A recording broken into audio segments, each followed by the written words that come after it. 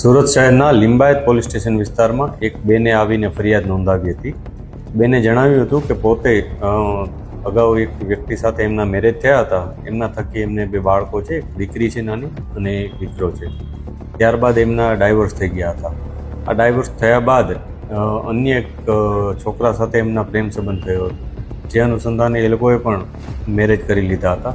આ મેરેજ લાંબો સમય ટક્યા નહીં હતા અને થોડાક સમયથી એમને સમસ્યા થતાં બંને અલગ અલગ ઘરમાં પોતાના રહેવા જતા રહ્યા હતા. આ બેન પોતાના મધરના ઘરે જતા રહ્યા હતા.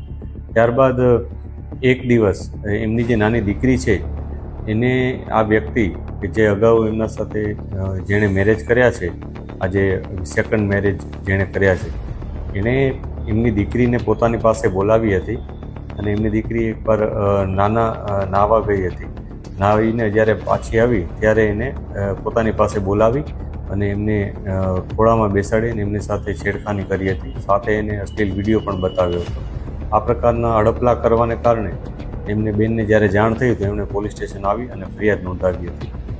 પોલીસે આ અનુસંધાને BNSની કલમો અને પોક્સોની કલમ ઉમેરી આગળ કાર્યવાહી હાથ ધરી છે. જે આરોપી છે એની ધરપકડ કરી લીધેલ છે અને આગળ